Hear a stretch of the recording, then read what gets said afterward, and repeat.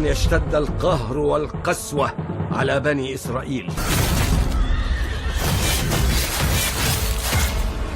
أريدكم أن تقتلوا أطفالهم وهم في بطون أمهاتهم.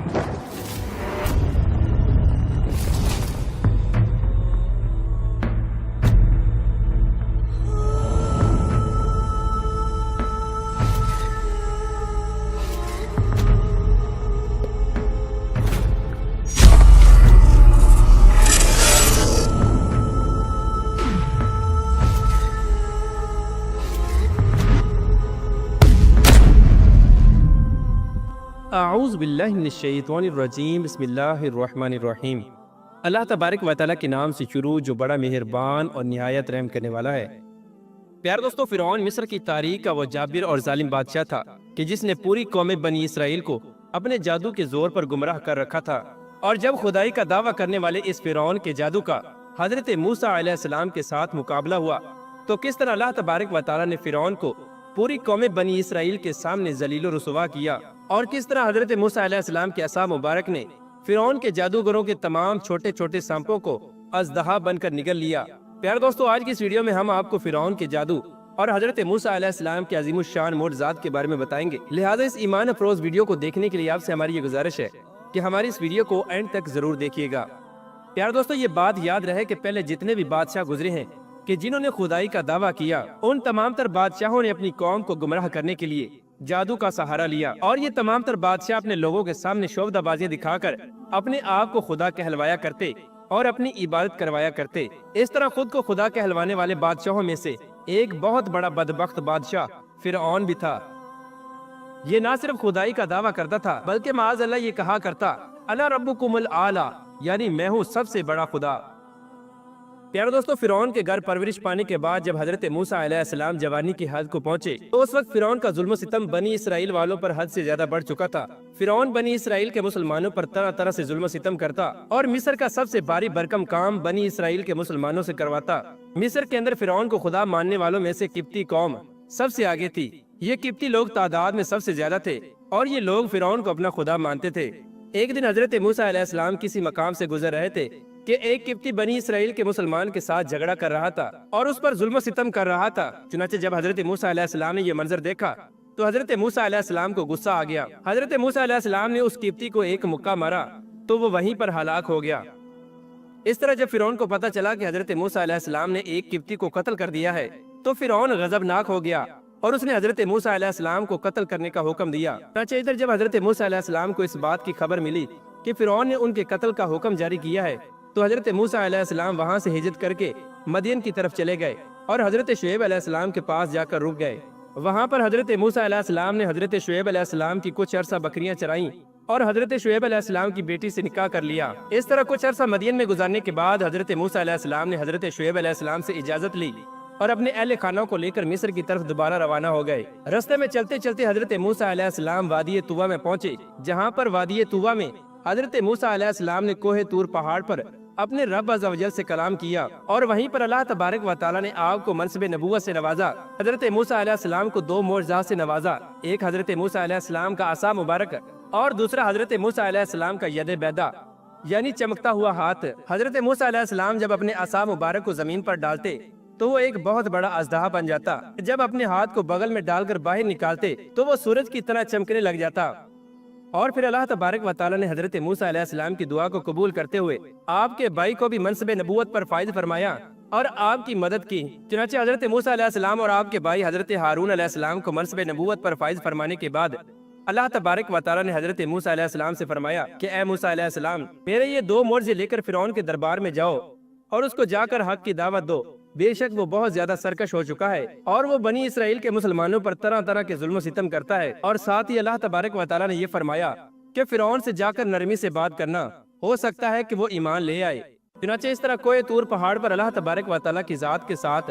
ہم کلامی کا شرف حاصل کرنے کے بعد اور منصب نبوت پر فائز ہونے کے بعد حضرت موسیٰ علیہ السلام نے اپنے اہل خانہ کو اپنے ساتھ لیا اور مصر میں اپنے گھر پہنچ گئے۔ وہاں جا کر حضرت موسیٰ علیہ السلام نے اپنے بھائی حضرت ہارون علیہ السلام کو نبوت کی بشارت عطا فرمائی اور اللہ تبارک و تعالیٰ کا حکم سنایا کہ اللہ تبارک و تعالیٰ نے ہمارے ذمہ یہ کام لگایا ہے۔ چنانچہ اگلے ہی دن حضرت موسیٰ علیہ السلام اور آپ کے بھائی حضرت ہارون علیہ السلام فرعون کے دربار میں حاضر ہو گئے اور فرعون کو حق کی دعوت دینے لگے اور اللہ تبارک و تعالیٰ کی وحدانیت کی طرف بلانے لگے۔ چنانچہ فرعون نے جب حضرت موسیٰ علیہ السلام کو دیکھا تو فرعون حضرت موسیٰ علیہ السلام کا مذاق اڑانے لگا اور حضرت موسیٰ علیہ السلام سے کہنے لگا کہ تو نے میرے گھر میں ہی پرورش پائی اور میرے گھر میں ہی پل کر بڑا ہوا، اور ایک قبطی کا قتل کرنے کے بعد تو یہاں سے بھاگ گیا، اور اب واپس آ کر تو نبوت کا دعویٰ کر رہا ہے اور مجھے یہ بتا رہا ہے کہ میرے علاوہ بھی کوئی خدا ہے جس کی ہم لوگ عبادت کریں،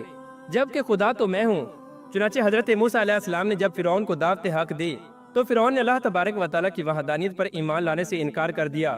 اس وقت حضرت موسیٰ علیہ السلام نے فرمایا کہ اگر تو اللہ تبارک و تعالیٰ کی وحدانیت پر ایمان نہیں لاتا تو یہ تیری بد نصیبی ہے، لیکن بنی اسرائیل کے مسلمانوں پر ظلم و ستم کرنا چھوڑ دے اور ان کو میرے حوالے کر دے اور ان کو آزاد کر دے۔ اللہ تبارک و تعالیٰ نے مجھے منصب نبوت پر فائز فرمایا ہے اور مجھے اپنی قوم کی طرف نبی بنا کر بھیجا ہے۔ اس پر فرعون حضرت موسیٰ علیہ السلام سے پوچھنے لگا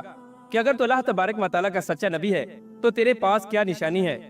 چنانچہ اس وقت حضرت موسیٰ علیہ السلام کو حکم ہوا کہ اے موسیٰ علیہ السلام اپنے عصا مبارک کو زمین پر ڈالو۔ چنانچہ جیسے ہی حضرت موسیٰ علیہ السلام نے اپنے عصا مبارک کو زمین پر ڈالا تو وہ دیکھتے ہی دیکھتے ایک بہت بڑا اژدہا بن گیا جو فرعون کے محل کے اندر چکر لگانے لگا۔ یہ منظر دیکھ کر فرعون اور اس کے حواری ڈر گئے اور فرعون ڈرتے ہوئے بے ساختہ بولا کہ تم تو بہت بڑے جادوگر ہو۔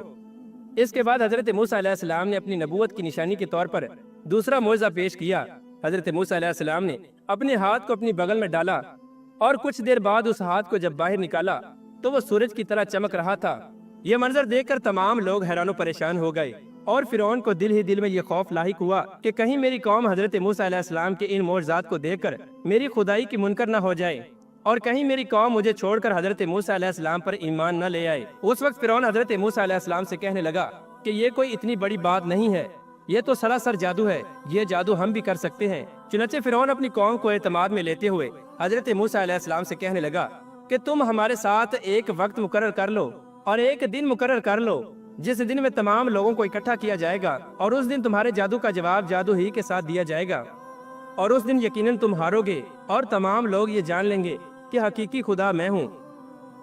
چنانچہ اس طرح فرعون نے حضرت موسیٰ علیہ السلام سے کچھ دنوں کی مہلت مانگی اور ایک دن مقرر کر لیا تو حضرت موسیٰ علیہ السلام نے فرعون کو مہلت دے دی۔ چنانچہ اس طرح حضرت موسیٰ علیہ السلام اور فرعون کے درمیان اس دن کو مقرر کر دیا گیا جس دن مصر کے اندر ایک بہت بڑا میلہ لگتا تھا اور جس میلے پر لاکھوں کی تعداد میں لوگ جمع ہوتے تھے۔ چنانچہ اس مدت کے دوران فرعون نے مصر کے اندر تمام بڑے بڑے جادوگروں کو اکٹھا کیا جن کے جادو کا کوئی مقابلہ نہیں کر سکتا تھا۔ پیارے دوستو، روایات میں آتا ہے کہ ایک ماہ تک فرعون نے اپنے جادوگروں کو حضرت موسیٰ علیہ السلام سے مقابلہ کرنے کے لیے تیار کیا، اور پھر 70,000 جادوگروں میں سے جو سب سے زیادہ خطرناک جادوگر تھے ان کو حضرت موسیٰ علیہ السلام کے مقابلے میں لانے کے لیے تیار کیا۔ چنانچہ جب وہ میلے کا دن آیا جس دن حضرت موسیٰ علیہ السلام اور فرعون کے جادوگروں کے درمیان مقابلہ ہونا تھا، اس دن تمام لوگ ایک وسیع و عریض میدان کے اندر جمع ہو گئے اور فرعون کا تخت سجایا گیا اور فرعون بڑی شان و شوکت کے ساتھ تخت نشین ہوا، اور ادھر فرعون کے بہت بڑے بڑے جادوگر بھی جمع ہو چکے تھے۔ اس طرح جب فرعون اور تمام بڑے بڑے جادوگر اور تمام لوگ حضرت موسیٰ علیہ السلام کا مقابلہ کرنے کے لیے جمع ہو گئے تو اس وقت اللہ تبارک و تعالیٰ کے پیارے نبی حضرت موسیٰ علیہ السلام اور حضرت ہارون علیہ السلام تشریف لائے۔ حضرت موسیٰ علیہ السلام جب میدان میں داخل ہوئے تو آپ کے چہرے پر جاہ و جلال اور نبوت کے آثار نمایاں تھے۔ اس وقت فرعون کے جادوگر فرعون سے کہنے لگے کہ اگر ہم نے حضرت موسیٰ علیہ السلام کو ہرا دیا تو ہم کو انعام میں کیا ملے گا؟ تو فرعون جادوگروں سے کہنے لگا کہ میں تم لوگوں کو بہت بڑا انعام دوں گا اور تم لوگوں کو اپنے محل کے خاص بندوں میں شامل کر لوں گا اور تم لوگوں کے لیے خزانوں کے منہ کھول دیے جائیں گے۔ چنانچہ فرعون کی یہ بات سن کر تمام جادوگر بہت خوش ہو گئے۔ چنانچہ اسی دوران مقابلہ شروع ہوا اور فرعون کے جادوگروں نے حضرت موسیٰ علیہ السلام سے کہا کہ اے موسیٰ علیہ السلام، یا تم پہلے اپنی چیز ڈالو یا پھر ہم ڈالتے ہیں۔ چنانچہ حضرت موسیٰ علیہ السلام نے فرعون کے جادوگروں سے کہا کہ پہلے تم لوگ اپنا جادو دکھاؤ۔ تو اس وقت فرعون کے جادوگروں نے فرعون کی عزت کی قسم کھاتے ہوئے اپنی رسیوں کو اور اپنی لاٹھیوں کو میدان میں پھینکا تو وہ دیکھتے ہی دیکھتے سانپوں میں تبدیل ہو گئیں اور ادھر ادھر بھاگنے لگیں۔ یہ منظر دیکھ کر تمام کا تمام مجمع خوف زدہ ہو گیا اور ادھر ادھر بھاگنے لگا۔ اس دوران حضرت موسیٰ علیہ السلام بھی گھبرا گئے۔ اسی وقت اللہ تبارک و تعالیٰ کا حکم ہوا کہ اے موسیٰ علیہ السلام، گھبراؤ نہیں بلکہ اپنے عصا مبارک کو زمین پر ڈالو۔ تو حضرت موسیٰ علیہ السلام نے اللہ تبارک و تعالیٰ کے حکم کے مطابق اپنے عصا مبارک کو زمین پر ڈالا تو وہ دیکھتے ہی دیکھتے ایک بہت بڑا اژدہا بن گیا جس نے تمام جادوگروں کے چھوٹے چھوٹے سانپوں کو نگل لیا اور ان کے نام و نشان تک کو مٹا دیا۔ پیارے دوستو، اس منظر کو بیان کرتے ہوئے اللہ تبارک و تعالیٰ قرآن پاک میں ارشاد فرماتا ہے کہ جب حضرت موسیٰ علیہ السلام کے عصا مبارک نے تمام جادوگروں کے سانپوں کو نگل لیا تو تمام کے تمام جادوگر فوراً سجدے میں گر گئے اور کہنے لگے کہ ہم موسیٰ کے خدا پر ایمان لے آئے۔ پیارے دوستو، روایات میں آتا ہے کہ تمام کے تمام جادوگر حضرت موسیٰ علیہ السلام کے سامنے اللہ تبارک و تعالیٰ کی بارگاہ میں سجدے میں اس لیے گرے، اللہ تبارک و تعالیٰ کی وحدانیت پر ایمان اس لیے لے کر آئے کیونکہ وہ جادو کو خوب جانتے تھے، کیونکہ جو ان لوگوں نے کیا وہ تو جادو تھا اور نظر کا ایک دھوکہ تھا، لیکن جو حضرت موسیٰ علیہ السلام نے کیا وہ جادو نہیں بلکہ اللہ تبارک و تعالیٰ کا ایک عظیم الشان معجزہ تھا۔ اور یہی وجہ تھی کہ تمام جادوگر حضرت موسیٰ علیہ السلام کے اس معجزے کو دیکھتے ہوئے اللہ تبارک و تعالیٰ کی وحدانیت پر ایمان لے آئے، لیکن بدبخت فرعون اور اس کے حواری اس معجزے کو دیکھنے کے باوجود بھی اللہ تبارک و تعالیٰ کی وحدانیت پر ایمان نہ لا سکے۔ چنانچہ جب فرعون نے یہ منظر دیکھا کہ تمام جادوگر سجدے میں پڑے ہیں اور حضرت موسیٰ علیہ السلام کے خدا پر ایمان لا چکے ہیں تو فرعون شدید غضبناک ہوا اور جادوگروں سے کہنے لگا کہ تم میری اجازت کے بغیر ایمان کیسے لا سکتے ہو؟ میں تم لوگوں کو انتہائی دردناک سزا دوں گا۔ اس وقت وہ تمام جادوگر جن کے سینے ایمان کے نور سے روشن ہو چکے تھے